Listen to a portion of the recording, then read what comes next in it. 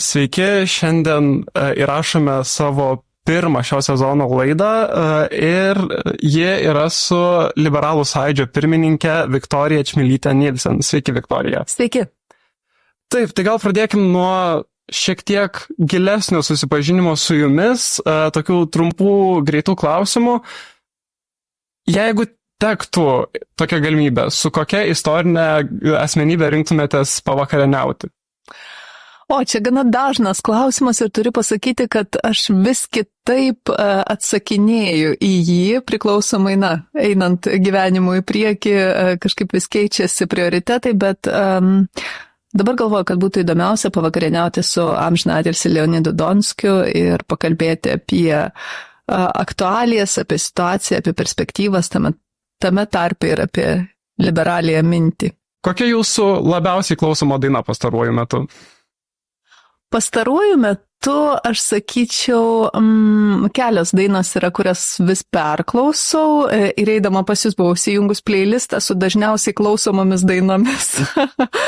Taip, šiaip Leonardą Coheną klausau labai dažnai dabar kažkaip tokias melancholiškas dainas, tai Happens to the Heart, pavyzdžiui, ir Rolling Stones esu fanė nuo pat paauglystės, tai Painted Black ir, nežinau, Beast of Burden, Miss You ir panašiai. Tai tokia labiau, sakyčiau, klasika, ne modernusis. Aš sakyčiau, kad taip, kad dabar pagal dabartinį laikotarpį, tai taip, čia jau tokia klasika, bet aišku, su vaikais, kurie yra skirtingų amžių, irgi kartais pakvailiojam ir pasiklausom naujos muzikos ir kaip nekeista, mano 10-metis, dažniausiai, su juo dažniausiai klausomės Bella Ciao. Oho. Tai, žodžiu, žinau. Nuo serialo atėjo šitą dainą. Matyt, kad taip, iš mokyklos parsineša. Kokią didžiausią pamoką teko išmokti per visą politinę karjerą? Matyt, didžiausia pamoka yra, kad šachmatai nuo politikos iš esmės labai skiriasi, kad beveik nieko nėra panašaus, nes šachmatuose yra du varžovai, kurie žaidžia pagal iš anksto žinomas sutartas taisyklės. Tai yra iš esmės labai garbingas žaidimas, atviras, nėra netgi vietos nei blefui, nei jau tikrai kažkokiom tai apgavystėm ar gudravimams tokiems. O politika tai yra žaidimas iš esmės be taisyklių arba su taisyklėmis, kurios nuolat keičiasi ir tai, ką atsineši iš šachmatų, tik iš dalies yra pritaikoma politikoje. Supratau. Žiūrėkit, kai buvot Seimo pirmininkė, ar užsienio vizitai, tos komandiruotės buvo mėgstamiausia jūsų darbo dalis? Ja, aš sakyčiau, gal tikrai nebuvo mėgstamiausia, buvo viena iš labiausiai atsakingiausių tokių ir intensyviausių, kadangi, ir čia turiu paaiškinti, kodėl, nes kuomet Seimo pirmininko pozicijoje esantis politikas lankosi kažkur su vizitu, darbotvarkė būna sudėliota realiai nuo labai ankstaus ryto iki vėlyvo vakaro ir nėra laiko stabtelėti realiai, kartais būna, kad 3-4 susitikimai vienas po kito, visą laiką esi dėmesio centre, kas gali šiaip politikui visai ir patikti, bet šiuo atveju tai aišku ir vargina, nes nuolat turi ir, aktyviai suprantama dalyvauti pokalbyje, valdyti pokalbį, temas žinoti, išsamei perduoti tiksliai žinutę, su kuria atvažiavai. Ir viena vertus tai yra įdomu be jokios abejonės, tai yra didžiulė atsakomybė, kaip ir sakiau, bet gale dienų jauti geriausiu atveju palengvėjimą, kad pavyko tinkamai atlikti savo darbą. Bet, toks tai yra, kaip sakyt, formatas. Žiūrėkit, aš dar žinau, kad dažniausiai, kai būna užsienio vizitai, ar ne, sakykim, politikai, diplomatai apsikeičia kažkokiamis dovanėlėmis, suvenyrais ir šiaip tie suvenyrai dažniausiai nugula kažkur Seimo kanceliarijoje, ar ne? Ar yra tekę ką nors pasiimti savo?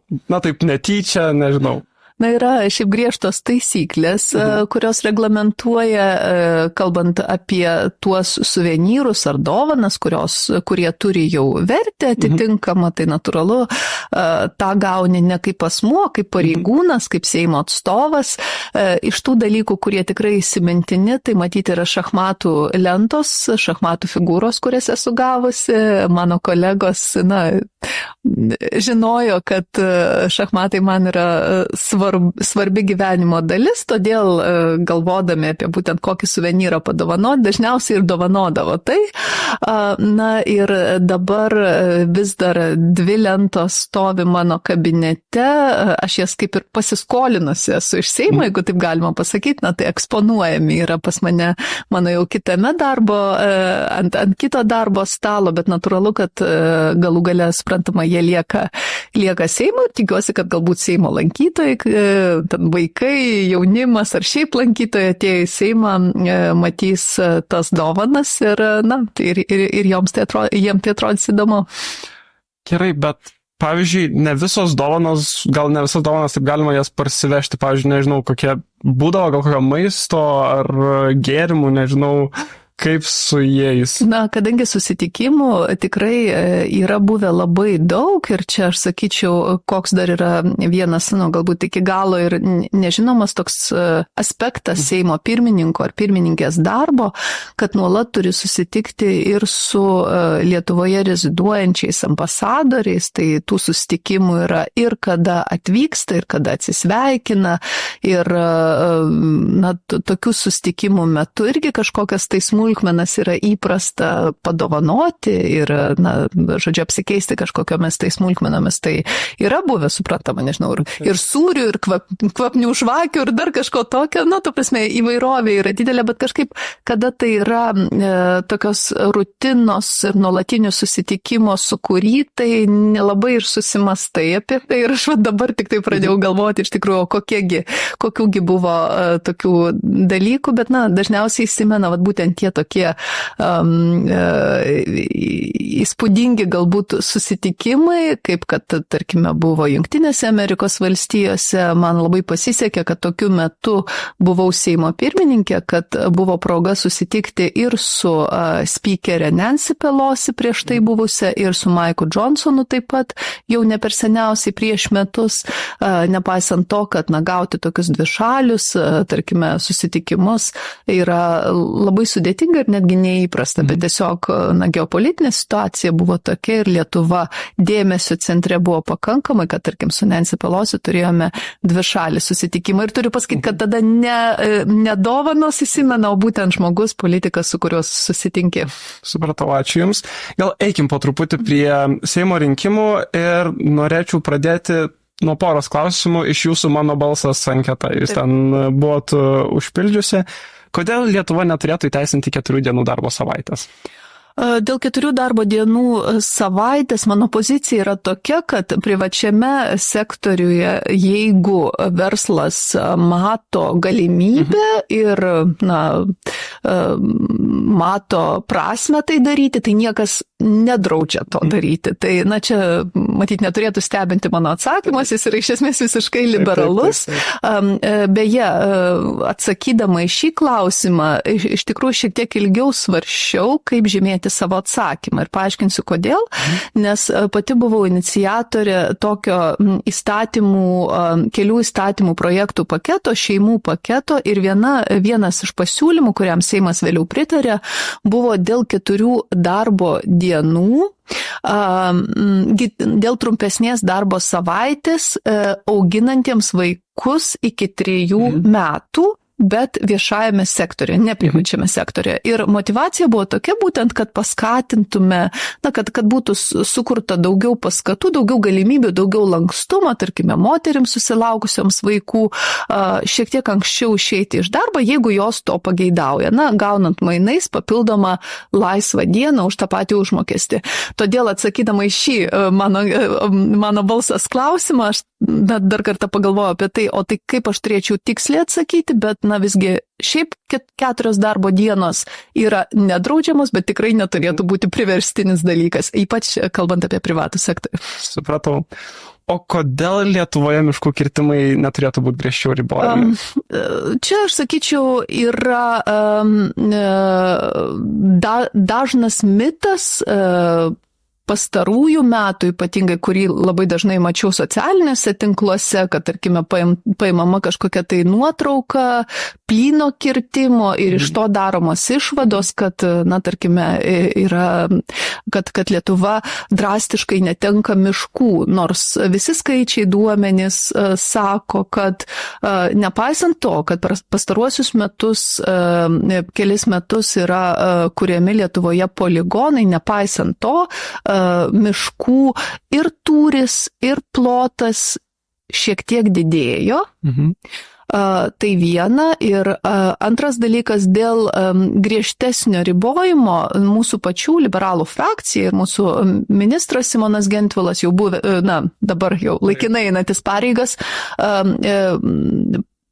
ta prasme, pateiktas toks siūlymas, kad plyni kirtimai nebūtų galimi arčiau nei 2 kilometrai iki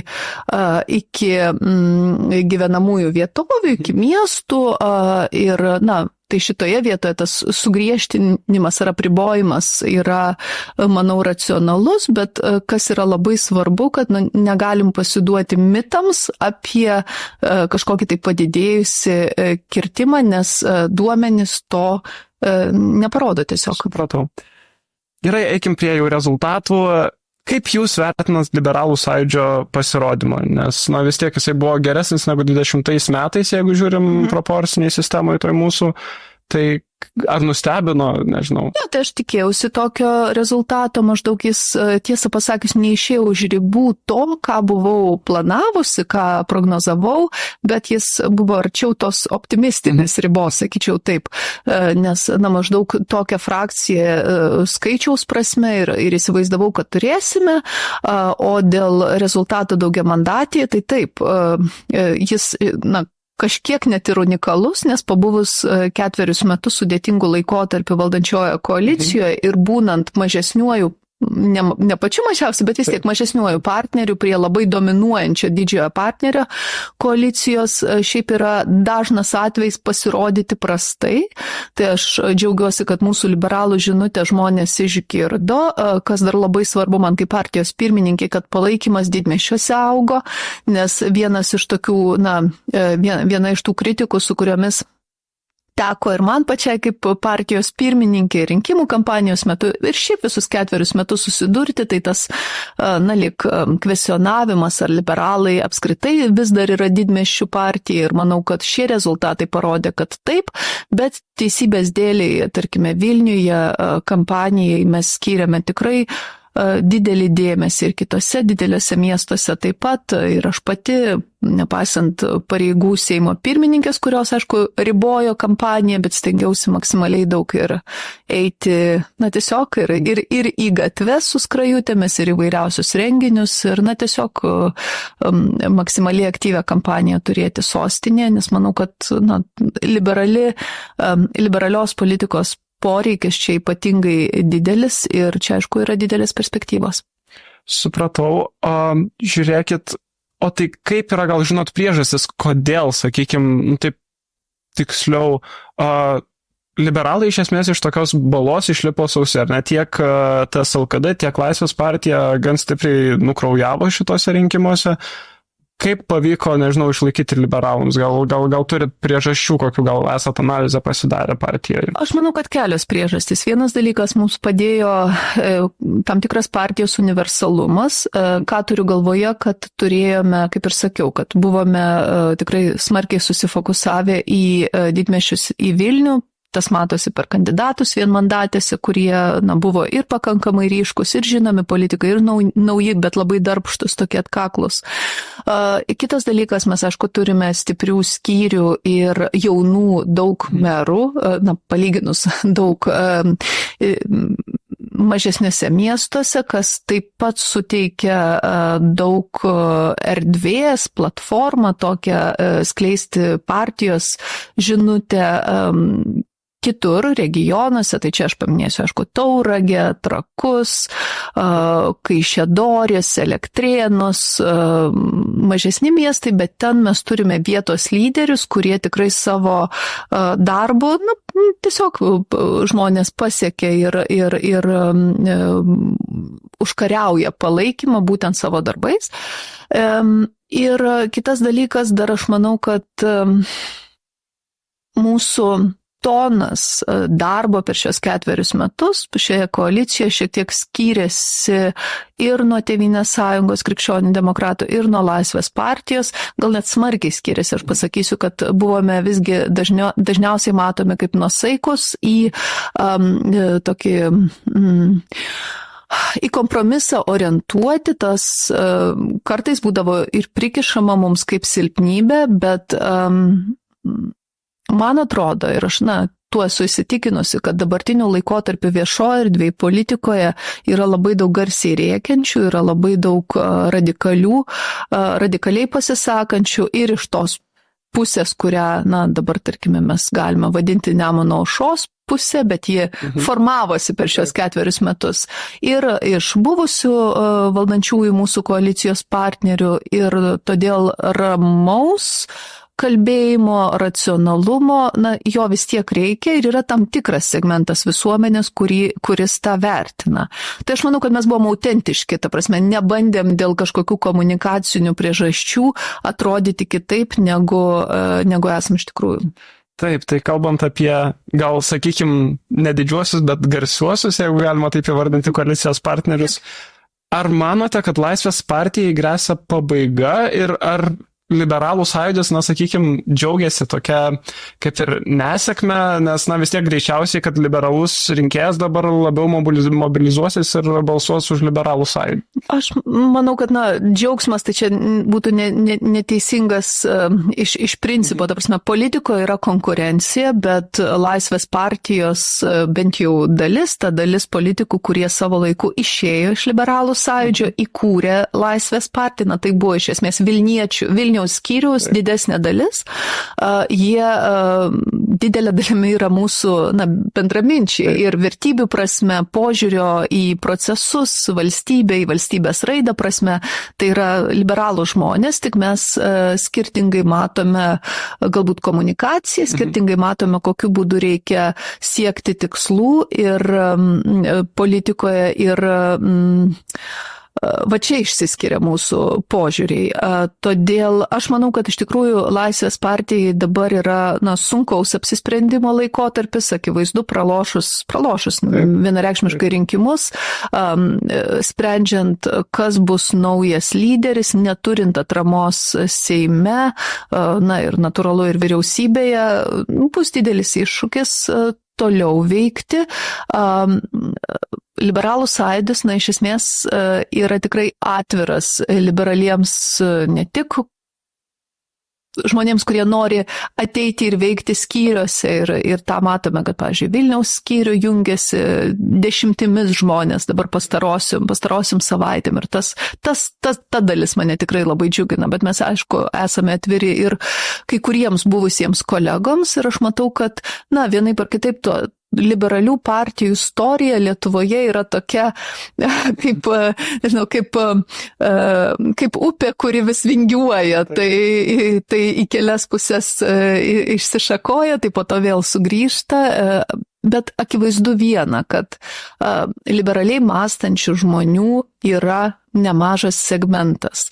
Jiems labai reikia politikų, kurie juos atstovautų ir dabar susiformavus šiai valdančiai daugumai, kuri yra visgi socialdemokratiškai antisemitiška, aš taip pasakysiu, negražiai galbūt sakau, bet apibendrinimas, bet jis toks yra, liberalų poreikis bus dar didesnis, nors, aišku, iš opozicijos veikimas jis yra ribotas, bet mes darysime, ką galim. Supratau. Gerai, judėkim gal po truputį prie valdančiosios daugumos, bet pradėkim nuo to laikotarpio, kai jūs dar buvot valdančioje daugumoje. Čia ne per seniausiai iškilo skandalas su Teltonika. Galbūt galėtumėt paaiškinti, kas vyksta tiek tarp institucijų, kodėl kažkoks komunikacijos trūkumas atsiranda. Atrodo, ministrų kabinetas irgi nieko apie šitą iš esmės, struktūriškai Lietuvai svarbų projektą kaip ir nežinojo. Šiaip keista situacija, bet ji atveria tokias ilgalaikės problemas, kurios pasirodo, kurias sunkiau spręsti negu gali pasirodyti. Ir kokios tai problemos, mano supratimu, kad neužtenka politinės valios pačioje viršūnėje sprendimų priėmimo esančių politikų, jeigu kai kurios institucijos labai ribotai, tiesiog žiūri tik į savo veikimo lauką, tik į savo, tokią dėžutę, tos dėžutės ribose veikia, bet kažkaip neturi įpročio pažvelgti į platesnį kontekstą. Ir akivaizdu, kad Teltonika yra, išskirtinės svarbos projektas ir išskirtinio pasididžiavimo apskritai reiškinys Lietuvoje ir tai, kad tokia štai gėdinga situacija susidarė, tai yra supurtimas visai sistemai. Ar jis pakeis iš esmės veikimą ir čia aš sakyčiau ne tiek politikų ar ne vien politikų, bet institucijų skirtingų, nes čia kalba yra apie institucijų tarpusavio susikalbėjimą. Aš tikiuosi, kad pavyks, kad čia bus tokia skaudi karti pamoka, bet štai šis atvejs, aišku, jis turėjo didžiulį rezonansą, bet ir anksčiau, tarkime, ir opozicijoje būdama pastebėdavau, kad įgyvendinant kažkokį tai įstatymą, tai gali būti socialinės srities, pavyzdžiui, arba įtraukaus ugdymo, pasirengimo įtraukiam ugdymui, tai čia ne su verslu, aišku, susiję dalykai, bet dažnu atveju ledai išjuda tada, kada sukvieti skirtingų ministerijų atstovus prie vieno stalo. Ir, tarkime, iki tol atrodo, kad kiekvienas veikia savo lauke, bet susiskambinti, susitikti arba kartu atsisėsti ir padaryti tokį tarp institucinį darbą nėra galimybės ar nėra įpročio, galbūt nėra tokio mechanizmo. Tai, to tokio bendradarbiavimo ir čia, man rodos, pritrūko. Po šios situacijos iš tikrųjų socialiniuose tinkluose, nežinau, ypač LinkedIne, kilo tokia diskusija, kad gal reikėtų Lietuvai kažko panašaus, nežinau, į Department of Government Efficiency. Ką jūs galvotumėt? Reikia kažko panašaus ar ne? Šiaip aš šypsausi, nes viena vertus atrodytų, kad gal ir gera idėja, bet kita vertus kurti darbo grupės dėl efektyvumo, tai čia irgi toks kelias, ar galbūt mes tada tai padarome tik dėl varnelės, ar ne, kad štai sukūrėme ten darbo grupę ar komisiją ar departamentą ir dabar jau viskas praktikoje išsispręs. Ne, tikriausiai reikia kitokio požiūrio jau tų institucijų žmonių, kurios yra dabar. Ir aš šiaip labai skeptiškai žvelgiu, tarkime, į naujų ministerijų kūrimą, jeigu identifikuoja kažkokią tai problemą, ir ją spręsti, ar tai visai sričiai pagerinti, kuri ministerija ar darbo grupė. Paprastai ne darbo grupės, o bendros tokios darbo kultūros keitimas keičia dalykus. Bet tai neįvyksta taip greitai, kaip mes norėtumėm. Gerai, dabartinė koalicija Nemuno aušra. Ką Nemuno aušros buvimas, apskritai buvimas koalicijoje reiškia Lietuvai ir, nežinau, žmonės komentaruose, pavyzdžiui, Facebooko rašo, kad čia išpūstas burbulas, tai ar nėra to burbulo išpūsto? Ne, manau, kad išpūsto burbulo nėra. Yra du dalykai, kurie man atrodo svarbiausi. Socialdemokratai priimdami sprendimą pasikviesti Nemuno aušrą į koaliciją, pažeidė tokią nerašytą politikos taisyklę, kuri, atrodo, iki šiol galioja daugumoje vakarietiškų valstybių, kad taip, tu gali elgtis visiškai chuliganiškai, chamiškai, skleisti neapykantos kalbą per rinkimus ir galbūt netgi tai tau atneš sąlyginę sėkmę, bet tu nebūsi pakviestas kalbėti valstybės vardu valdančioje koalicijoje. Kadangi po tokio pakvietimo tas elgesys, neapykantos kalba, tarkime, antisemitinė retorika, ji normalizuojama. Vadinasi, taip galima daryti, vadinasi, kitose rinkimuose, galbūt atsiras dar radikalesnių pavyzdžių, nes juk šitas paėjo, juos pakvietė į valdančią koaliciją. Tai va čia aš matyčiau šitą problemą vieną ir tai yra susiję labai tampriai su žmonių apskritai požiūriu į politikų žodžius, nes tas požiūris tampa, iš esmės visiškai jau išsitrina riba tarp teisybės ir melo. Akivaizdu, kad Remigijus Žemaitaitis pasako neįtikėtinai daug skirtingų prieštaraujančių dalykų kasdien ir atrodo, kad jo elektoratui nebesvarbu, ar tai yra teisybė, ar tai melas, svarbu, kad tuo momentu emociškai, tai atliepia kažkokią tai nuotaiką ir dėl to jis fainas ir dėl to už jį galima balsuoti. O tai žiūrėkit, galbūt tada tą nerašytą taisyklę tokią, kad neimti, sakykime, radikalių partijų reikėtų užrašyti. Net, pavyzdžiui, kiek aš žinau, Belgijoje yra susitarimas jeigu nemeluoju, nuo 89 galbūt metų, kad radikalios dešinės į vyriausybę niekas nekviečia. Tai kaip manot, galbūt Lietuvai irgi kažkokių panašių sprendimų reikėtų? Bet matot, dabar aš manau, kad post factum tai jau yra. Socialdemokratai legitimizavo tai, ką darė Remigijus Žemaitaitis ir tai, ką toliau daro. Ir, demokratai tiesą pasakius jie irgi turėjo galimybę neiti į koaliciją, paaukoti savo postus, buvimo valdančioje daugumoje, jeigu būtų nutarę visgi, kad tai jiems yra raudona linija. Jie svarstė, bet visgi nutarė, kad nėra raudona linija. Ar užrašymas tokios taisyklės apsaugotų ateityje, jeigu bet kurį pažadą galima sulaužyti, kaip socialdemokratai parodė, tai kodėl negalima sulaužyti užrašyto pažado? Tikriausiai irgi galima. Todėl aš skeptiškai vertinčiau tai, o dėl, dažniausiai ką matau irgi socialinėje erdvėje, tokie apologetai, galbūt Nemuno aušros dalyvavimo koalicijoje, jie vis sako, čia maždaug jūs pergyvena dėl tarptautinės reakcijos, bet aš manau, kad mes turėtume ne tik apie tarptautinę reakciją galvoti, o apie tai, kaip tai mūsų viduje, kokią atgarsį turi, ta prasme, mūsų visuomenėje ir kokias gelmes atveria tokio antisemitinio, neapykantos kalbos kalbėjimo ir darimo dalykų ir tai, aš manau, yra pavojinga. Taip, o jeigu, sakykime, nes socialdemokratai kvietė iš pradžių į pirmąjį derybų etapą ir liberalų sąjūdį, jeigu, sakykime, liberalų sąjūdis būtų žinojęs, kad, kitas variantas yra Nemuno aušra, ar būtumėt sutikę kažkaip labiau galbūt su socialdemokratais derinti gal kažkokias nuostatas, koalicijos susitarimus, jeigu būtume žinoję, kad alternatyva yra Nemuno aušra? Aš sakyčiau, kad mes tą matėme, kad Nemuno aušra pagal balsus duoda socialdemokratams didelę aritmetinę daugumą. Kitas dalykas, kad aš, pavyzdžiui, netikėjau, kad tokį variantą rimtai svarstytų. Ar liberalų sąjūdis galėjo, tarkime, nusižengti visoms savo programinėms nuostatoms ir prašytis į valdančiąją daugumą tik vardant to, kad nebūtų ten Nemuno aušros?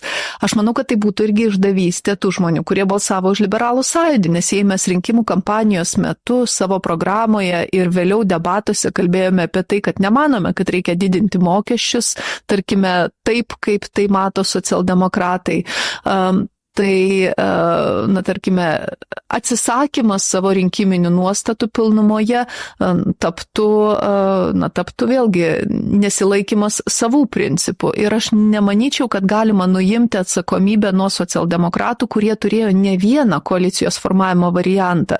Čia dažnai kalbama apie tai, kad, na, vis dar viešoje erdvėje svarstoma apie tai, kad kodėl su valstiečiais nėjo, na, ten kažkas kažko nemėgsta, kažkas kažkuo pavadino vienas kitą, bet mes, kada 2020 metais formavome koaliciją su laisviečiais, mes irgi buvome ne per seniausiai, na, kaip sakyti, išsiskyrę ir visokių ten buvo epitetų nuskambėję ir tokių asmeninių įtampų tikrai buvo nemažai. Aš manyčiau, kad galbūt net ir daugiau negu šiuo atveju, kur jau ten tikrai praėjo nemažai laiko nuo išsiskyrimo, bet radome savyje jėgų, na, tiesiog sutarti dėl programinių dalykų ir pakankamai sėkmingai dirbame. Tai man tokie argumentai, kad apsižodžiavo, dėl to negali eiti į koaliciją, atrodo keistai mažiausiai. Ir kitas dalykas, na, dėl Nemuno aušros, vėlgi, čia yra atsakomybė socialdemokratų, iš dalies suprantama ir demokratų, ir jie tikrai galėjo kitu būdu formuoti koaliciją ar sulaukti palaikymo dėl visų iš esmės programinių klausimų iš kažkurios frakcijos. Tai būtų reikalavę daugiau įdirbio, daugiau darbo, bet tikrai buvo įmanoma. Taip, dar tada tokį dar vieną argumentą galbūt, kodėl nesiformavo ta koalicija su Lietuvos valstiečių ir Žaliųjų sąjunga. Ar tai tikrai buvo tik tai tas nesutarimas tarp Ramūno Karbauskio ir Sauliaus Skvernelio, ar dar galėjo turėti įtakos, sakykime, iš socialdemokratų pusės žiūrint, kad, na, valstiečių ir Žaliųjų frakcija, na, jinai labai silpna ir jinai pati dar ten viduje gali skilti, turint omeny vėgėlės fenomeną tenai? Galbūt galėjo būti toks argumentas, bet nepamirškim, kad ir savai išsikėlusių Seimo narių nemažai yra pakankamai, beveik frakcija susidaro, jeigu visus pavienius surinkti ir pasikviesti. Ir man rodos, aš darau tokią prielaidą, kad į Nemuno aušrą socialdemokratai ir demokratai iš dalies mato, žiūri kaip į tokį, na, kaip čia pasakyti, į ateities grobį politinį, ta prasme, kad praėjus kiek laiko neatmestina, kad Nemuno aušros frakcija ims dezintegruotis ir pati skilinėti, jei, tarkime, kažkokios tai ambicijos nebus patenkintos ar kažkokie tai lūkesčiai naujai atėjusių žmonių. Todėl aš manau, kad valstiečių Žaliųjų frakcija tikrai ne dėl to buvo priimtas sprendimas, dėl matyt kažkokių tai asmeniškumų. Supratau. Jūs netvirtinot Palucko kandidatūros į premjero postą. Kodėl? Ar tai buvo labiau dėl to, kad tai koalicija su Nemuno aušra, ar labiau dėl teistumo? Dėl Nemuno aušros ir tą labai aiškiai ir nekartą kartojau frakcijos vardu ir pati interviu ir įvairiose pasisakymuose, nes socialdemokratai rinkėjų pasitikėjimą gavo ir dėl to, kad aiškiai deklaravo, jog nesudarys koalicijos su Žemaitaičiu ir Nemuno aušra. Ir dėl to, kad buvo peržengta ta nerašyta linija. Ir dėl to, kad visiškai neįvertintas kontekstas tiek šalies viduje, tiek kokį rezonansą sukels antisemitiniais pasisakymais pagarsėjusio politiko pakvietimas į koaliciją tarptautinėje erdvėje. Ir iš tikrųjų galiu paliudyti, kad dabar susitikimai su tarptautiniais, su kolegomis iš kitų valstybių prasideda ne aptarimais to, ką turėtumėm padaryti, kad būtume saugesni, kaip stiprinti savo dvišalius santykius ir panašiai, o nuo aiškinimuose, kasgi čia pas mus įvyko. Ir bet kas diplomatijoje aktyviai veikia, puikiai žino, kad susitikimams, apsikeitimams nuomonėmis yra netiek daug laiko. Tu turi 20 minučių, tu turi pusvalandį ir jei tu pusę to laiko ar dar daugiau sudegini, iš esmės teisinimuisi, o kokiagi čia yra pas mus situacija ir kasgi čia įvyko, ir galbūt čia tai nereiškia, kad Lietuva atsitraukia nuo savo įsipareigojimų žmogaus teisų srityje ar, tarkime, istorinės atminties suvokimo, jau, skaityk, kad tai yra pralošimas. Tai manau, kad manau, kad tai, kad Gintautas Paluckas neįvertino ar negebėjo įvertinti šio aspekto, ar tiesiog galvojo, kad aritmetinė dauguma yra verta tokios aukos ir Lietuvos prestižo aukos, aš manau, tai parodo jo trūkumus kaip ministro pirmininko kandidato. Taip. Dar šiek tiek apie ministrus ir ypač užsienio reikalų ministro postą. Kas geriau, Asta Skaisgirytė ar Kęstutis Budrys ir ar prezidento žodis turėtų būti toks svarbus užsienio reikalų ministerijos valdyme? Aš manau, kad abu kandidatai, Asta Skaisgirytė ir Kęstutis Budrys, yra tikrai aukšto lygio ekspertai savo srityse. Tai yra neginčiama, man teko ir su vienu ir kitu bendrauti, tarkime, šiek tiek per savo darbą kaip Seimo pirmininkė susitikimuose su prezidentu, kuomet jie kaip artimiausia patarėjai dalyvaudavo. Bet šie klausimas yra kiek kitas. Pusiausvyra tarp skirtingų valdžios šakų yra vienas iš, mano galva, demokratijos garantų ir ne tik pusiausvyra, bet ir šiokia tokia įtampėlė, ji iš tikrųjų suteikia atsvarų tą sistemą, kuri be galo svarbi. Aš suprantu, kad prezidentui Nausėdai pastarieji 4 metai nebuvo patogus užsienio politikoje, turint galvoje nuolatinės įtampas, kurios vis prasiverždavo su Gabrieliumi Landsbergiu, tačiau turėjimas visiškai savo žmogaus užsienio reikalų ministro pozicijoje, taip pat yra ydinga praktika ir, vėlgi, dėl tų visiškai suprantamų priežasčių, tai nekvesionuodama kandidatūrų pačių ekspertiškumo, kuris yra neginčiamas. Aš sakyčiau, kad būtų lengviau pritarti šiom kandidatūrom, jeigu jos būtų atėję tiesiog iš privataus sektoriaus. Supratau. Dar porą klausimų. Vienas iš jų, žiūrėk, mūsų premjeras iš esmės yra linkęs atkurti demokratinius santykius su Kinija. Donaldas Trumpas ruošiasi juos griauti ir vos ne pradėti tą trade war. Kaip šiuo aspektu vystysis Lietuvos ir Jungtinių Amerikos valstijų santykiai? Aš pati įvairiuose formatuose socialdemokratų atstovams uždavinėjau tą klausimą, ar Gintauto Palucko viena iš pirmųjų žinučių, kada jis jau buvo įvardintas kandidatu į premjerus, kad siektų atkurti diplomatinius santykius, ar ji yra pasverta ir ar tai yra jo pozicija, ar neatsargiai kažkokie pasakyti žodžiai. Ir vėliau daug kartų liktai atsitraukia nuo tos pozicijos Gintautas Paluckas, sakydamas, kad nieko iš esmės keisti ir neketina, bet aišku, jeigu Kinija darytų žingsnius, tai mes jiem neprieštarautumėm. Tai suprantama, kad Lietuva kaip civilizuota, demokratiška valstybė ne prieš turėti diplomatinius santykius su kitomis šalimis, su kuriomis mato iš esmės prasme palaikyti kažkokius tai ryšius, bet mano galva, kad viena iš pirmųjų žinučių, ji galbūt buvo ne taip suprasta, bet tai yra politiko atsakomybė, kad jo žinutė būtų taip suprasta. Ir Donaldo Trumpo išrinkimo akivaizdoje, aš sakyčiau, 2 tokie smūgiai į Lietuvos pusę, tai aišku, Žemaitaitis koalicijoje ir tas toks susviravimas dėl mūsų iki tol labai principingos laikysenos Kinijos atžvilgiu.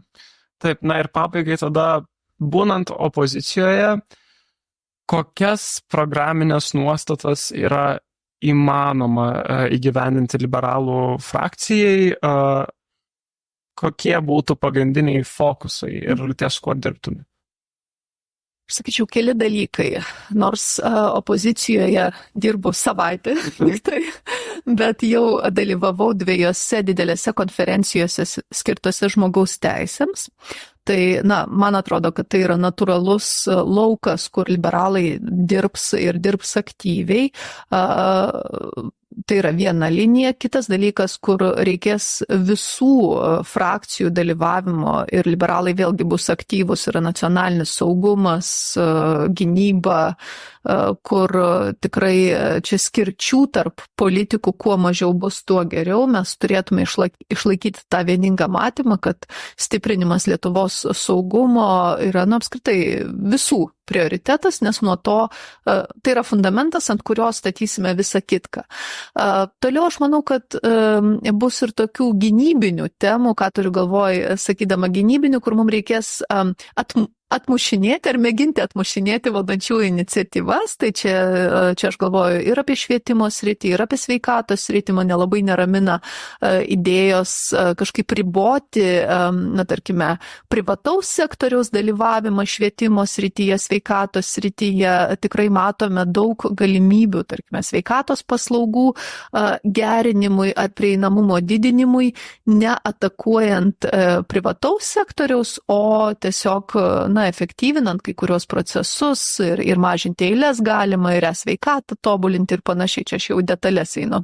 Švietimo srityje taip pat, man rodos, yra rizika, kad bus einama tokiu tiesmukiškiausiu keliu, tiesiog imituojant problemų sprendimą. Tai čia aš manau, kad mes elgsimės, būtent gynybiškai, o kalbant apie tą proaktyvų veikimą, tai taip, nacionalinis saugumas, žmogaus teisės, biurokratijos mažinimas, tikrai galima ir iš opozicijos siūlyti taiklės iniciatyvas, kurios iš dalies galbūt ir tokias situacijas kaip teltonikos galėtų ta prasme, kad neleisti susidaryti tokioms situacijoms. Tai manau, kad gal nebus tiek daug projektų, liberalų projektų, kuriems Seimas pritars, bet veikimo būdus, mes ne pirmą kartą dirbam opozicijoje, veikimo būdus rasime ir manau, kad busime matomi ir efektyvus. Ačiū Jums labai už pokalbį, ačiū, kad atėjot. Čia buvo ISM Politics Club ir mūsų kuriama tinklalaidė. Ačiū Jums už dėmesį. Ačiū, iki.